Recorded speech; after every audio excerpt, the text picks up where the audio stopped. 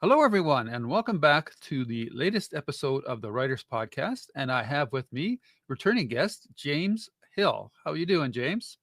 I am doing well. It's fun Good. and glad to be back.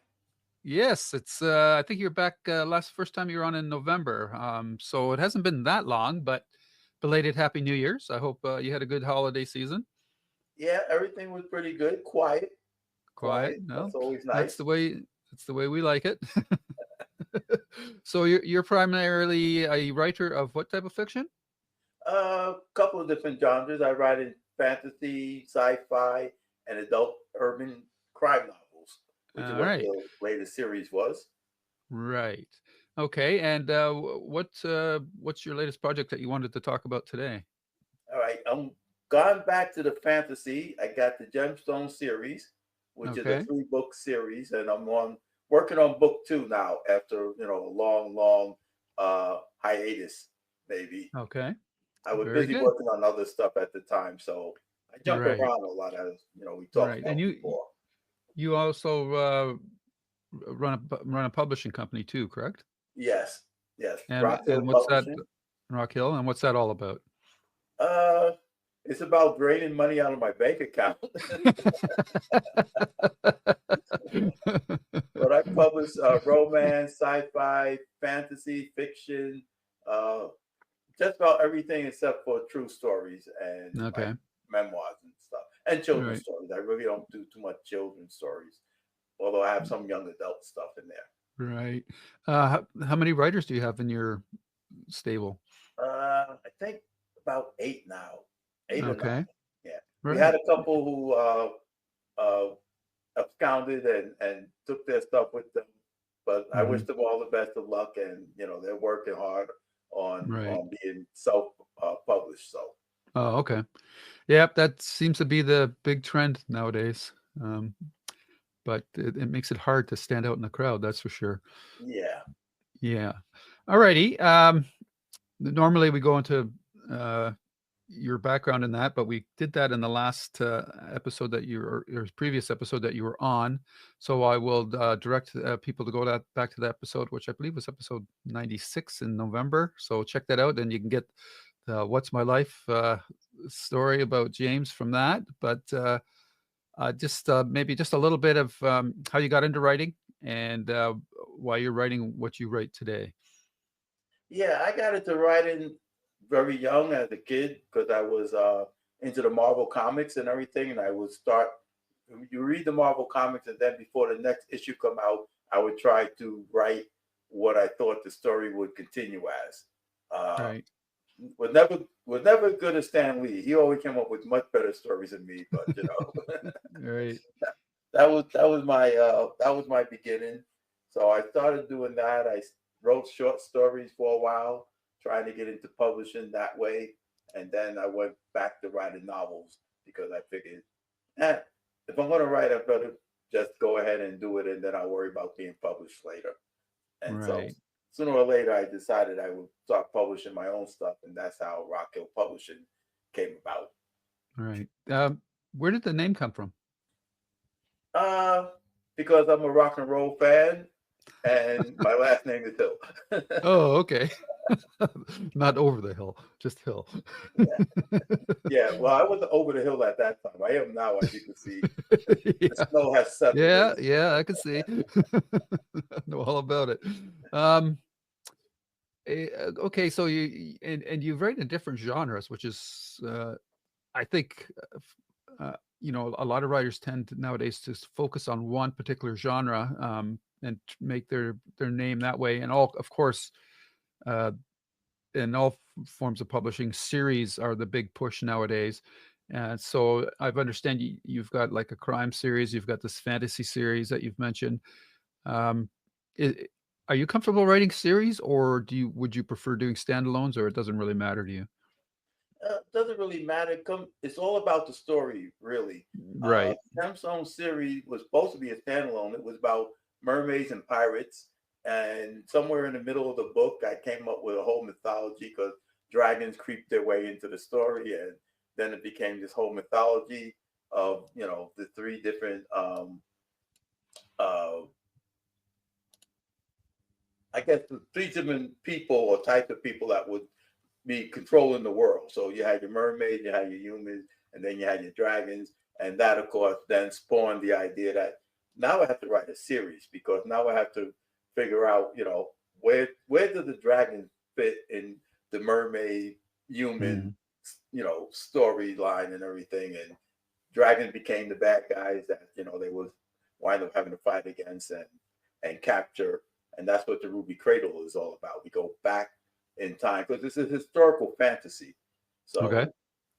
So the Emerald Lady takes place in the golden age of pirates, and this is when people started sailing the big ships and everything, and you have your mythology about mermaids and stuff as they were Mhm. traversing back and forth across the oceans, and so that became the nexus for this whole trilogy of we go back 1,000 years to the age of castles and how kingdoms started to spread from the empire, the Roman Empire and stuff. Mhm. And this is how they wound up capturing the dragons. Because in the Emerald Lady, there was only one dragon left. Okay. And so they released, they told that dragon where all the other dragons were captured and held for his Okay. aid, to get his aid. So in the next book, the Ruby Cradle, we go back in time and you find out how they captured the dragons and why they actually captured the dragons. You know, Okay. so the dragons become your major bad guys. Right. So that's an interesting approach that you wrote a first book and now your second book is a prequel to your first book. Right. Did I get that right? Yep, you got that right. Okay. So Was that planned, or if you were doing it starting over, would you have done the second book first? it was not planned. It came up in the Okay. middle. Came up in the middle of the first book when I realized, oh, now I got to talk about why we have dragons and where they came from and why there's only one left, Okay. and things like that. So then that spawned the first book, and because the mermaids live 1,000 years, you have a good history that you can then utilize and everything. Right. And so I go by eras. So the first one was, like I said, the golden age of pirates, and the next era, big era in history, is like 1066, which is the beginning or during the dark ages where they started building castles and you started having kingdoms rather Hmm. than empires. Because before that, you had empires. You had the Right. Roman Empire, you had the Greek Empire, and they controlled vast amount of territories. The Romans Hmm. conquered everything all the way up to Britain. They conquered all of Europe, and Right. then of course around 800 or so A.D., that all fell apart, and Mm. then you wound up with all these kingdoms coming up and in the different Okay. areas. So Mm. that Right. became the setting for the Ruby Cradle, and the dragons were what was controlling the rise of the empires and stuff like that. The Chinese Empire, for Okay. example. Interesting. Yeah. So I have to ask, is your third book going to be before the first two books? Nope, nope, nope. That would be way too easy.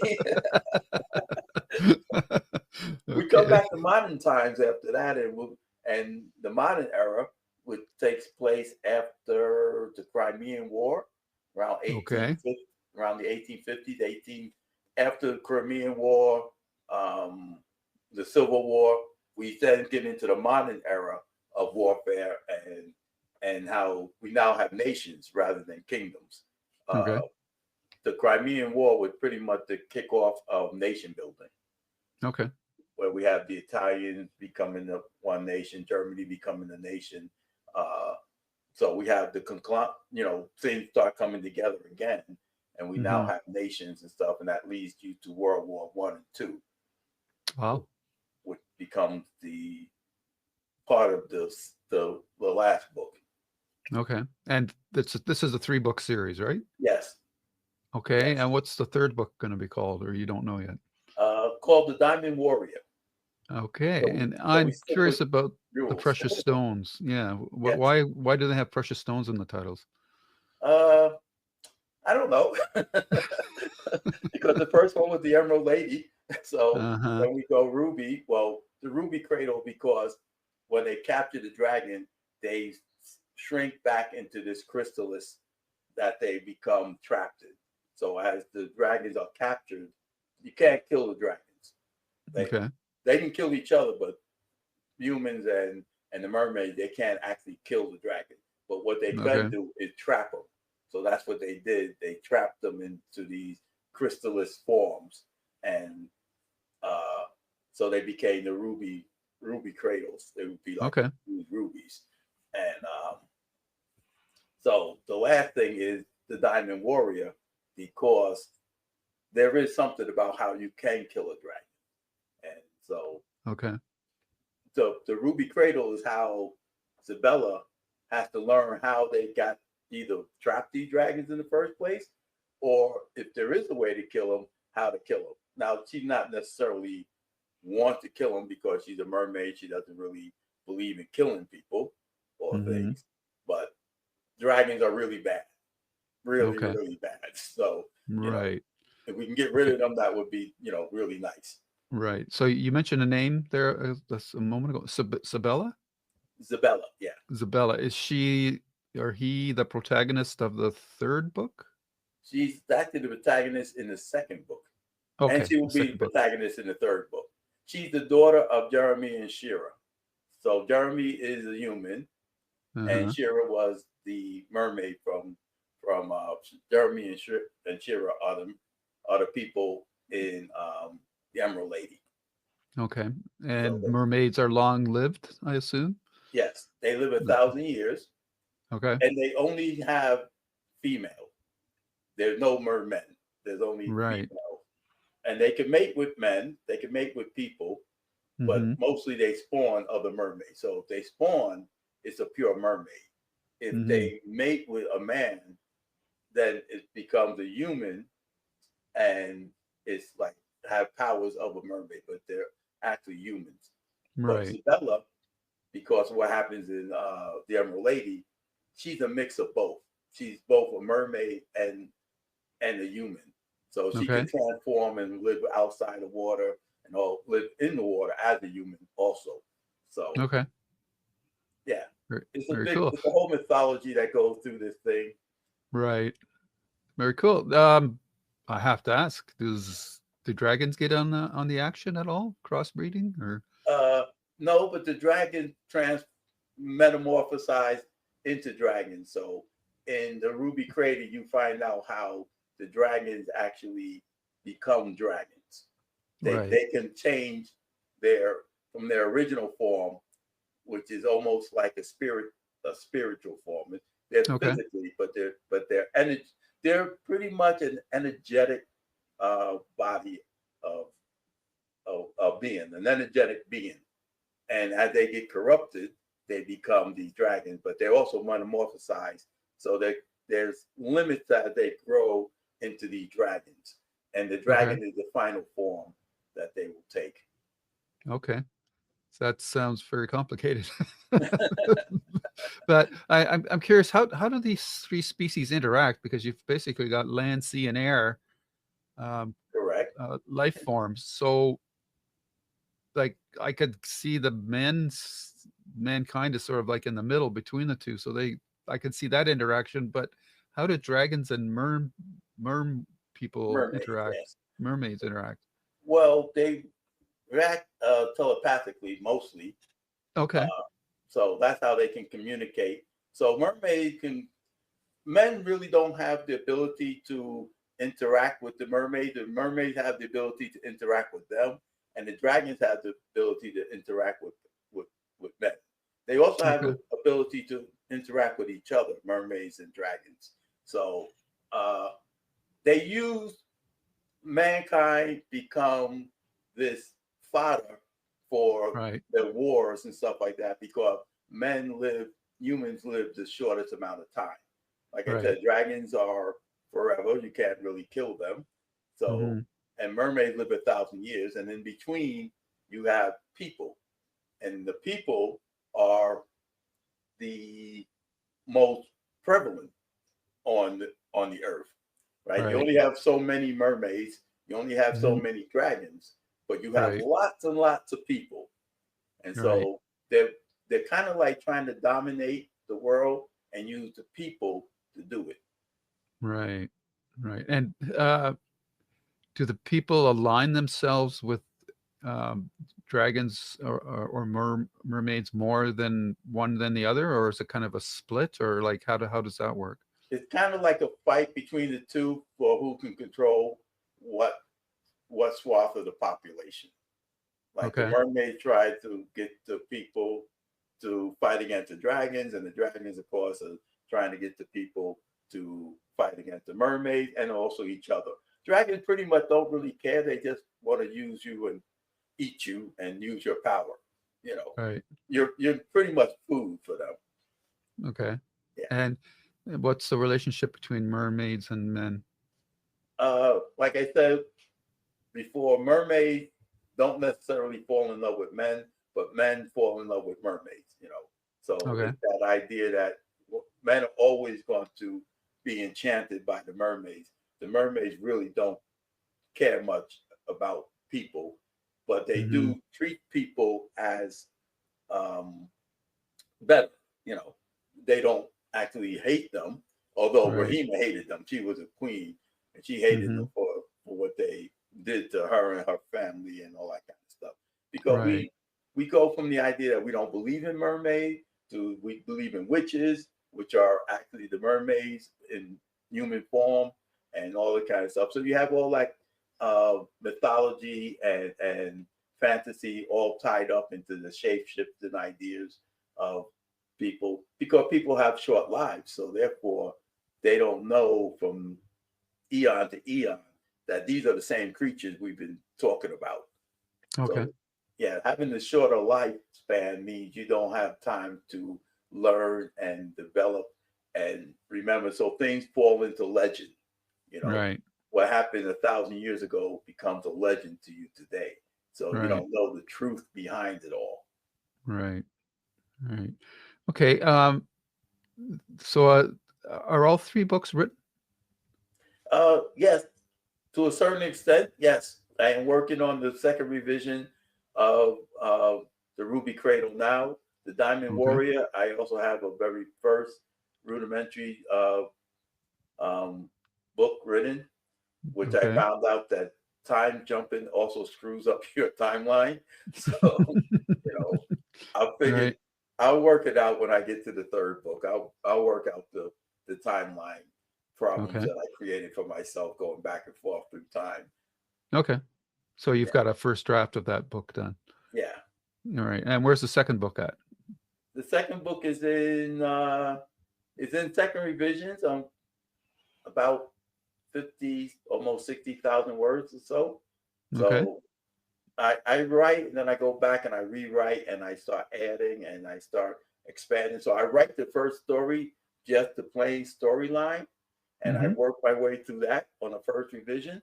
And then I go back and I start taking parts of it and seeing what needs to be done and what need clarifications. And, you know, this part of the story actually makes sense and I lose myself somewhere and wind up in Neverland over here. Right. So that's where the second draft's coming. And then, of Okay. course, at some point, I'll turn it over to my editor, and she'll fix everything that I, screwed up grammatically and things like that. Right. Right. So again, coming back to the main protagonist, Isabella. Isabella, yes. Isabella. She's is she present in the first book? She's Baby. born in the first book. Okay. She's the daughter of the two of Jeremy Right. and Shera. So she's Right. born in the first book, but it's in the second book where she becomes the lead character, the protagonist. And that continues into the third book. Right. Okay. So who's the lead character in the first book? Shera and Jeremy. Okay. Shera is the mermaid that rescues Jeremy, and Okay. Jeremy's a sailor, Ah, okay. and they fall in love. Shera actually falls in love with Jeremy. So, Okay. like I said, usually mermaids don't, but in this Right. case, she sees what a good person he is and everything when she rescues him. Right. And the mom had nothing, will have none of that. Right.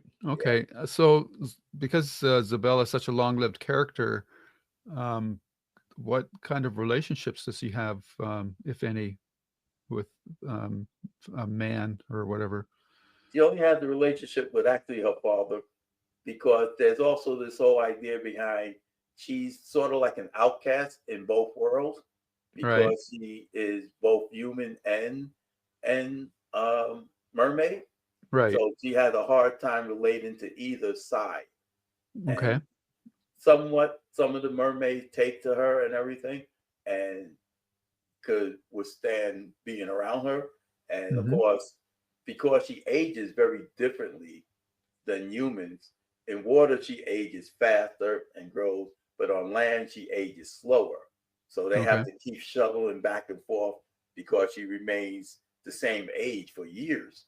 And it Right. becomes very apparent that there's something wrong with this little girl, that she's still 5 years old Right. and everybody else is growing up, so they have to keep moving around and jumping from place to place to keep the idea that you know send her back to the water because now she needs the age, and when she goes back into the water to live, then she then starts speeding up her aging process, and she catches up Mm. with her mermaid age, so to speak. Okay.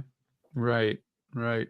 How old is she generally, like in the second and third book? Like in her 20s or 30s or? Well, she would be in her 20s if she was a human. She's Right. more like 300 or Right. 102 in actual time. Okay. So actual time, she's like about almost 200 years old or so. Right. But that means she looks like she's a teenager or maybe early 20s at that point. Okay. And what, like, I would think that obviously her loyalties, even though she's mixed breeding, in the confrontations, her loyalties lie more with the mermaids than with man, and definitely not with the dragons. Well, it's definitely not with the dragons. But by this Right. time, the mermaids have settled on the idea that their loyalty lies with men, with humans. They're Okay. more attuned to being okay with humans. It was Rahima who was the queen of the mermaid, who absolutely hated mankind. Okay. And in the first book, she was out to make sure that the men got off the seas altogether. She said they Right. were polluting the seas, they didn't belong there, and that was their realm. And she was doing everything she could, which was basically leading people into wars. And the Right. idea was we can destroy these people and they'll stay on land and we won't have to worry about them. Let them Okay. take care of their ecological system and leave us Right. to ours. And of course, they had already gotten rid of the dragons at that point, except for the last one, which really Okay. pissed off Rahima when they told him where all the other dragons were. Okay. Um, so what role does Isabella play in the books? Like, is she a leader of an army or something, Yeah, or she like? will be the new queen of the mermaids Okay. And what about because up with man? uh, she kind of raised an army to fight the dragons. Okay. And okay, I'll give you this little bit of information. Since there's a mental connection, they kind of like tell their history through mental telepathy and Okay. through living each other's lives. So Right. for Isabella to figure out how to defeat the dragon, Rahima takes her back into her grandmother's life. She's the one who Okay. lived during the Dark Ages and the Middle Ages. And Okay. so, in order to figure out what happened, she had to go and relive this lady's life, Apollonia. Mm. So, at the fall of the Roman Empire, Apollonia is now hunting the dragons. And, Okay. so they already had this whole fight going on. But now, Right. when the Roman Empire collapses, all the dragons are around the world, and they decide, we need to get rid of these things because they are just destroying lives for no other purpose than to destroy life. Right. So she Right. goes back, and in the second book, that's what the second book is. You learn about the dragons by reliving Apollonia's life. Isabella Okay. relives Apollonia's life, so Okay. she could find out how to capture or how they originally captured these dragons. Right. That's a pretty elegant solution. That's Thank pretty you. good. Yeah. Um, so just focusing a little bit more on the mermaids, do they have like are they spread out through the oceans of this world, or are they in one particular location? Like, is there some sort of um, Well, in the first Atlantis book, or something like that? Or yeah, in the first book they had a realm that they mostly lived in, but mermaids are all over the world in okay, all the oceans. And depending upon what oceans they're in, they have the qualities of those people. So, like if you were people who lived in the Indian Ocean, they would take on that type of right, quality of Indians, okay, Chinese, Westerners, right. But- Well, you've definitely set up a very interesting fantasy world. I don't think I've quite come across this mix of mythical characters. How did you? Where did the idea for this come from? Uh, Kind of like when I first started writing the first book, Hmm. and the war between the mermaids came up, and so because of what they did, the mom cursed Shera and made her stay in human form. That's why the daughter is both, because she wound up getting pregnant while she was in human form under this curse that she couldn't transform back into a mermaid. Okay. And so the curse also tied Jeremy to Shera's life in that he couldn't die long as Shera was alive.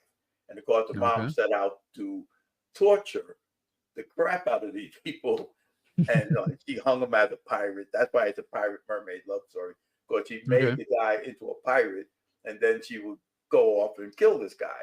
But he couldn't Mm, die, so he would right. have to be rescued and then freed again, and all that kind of stuff. And then he went after her.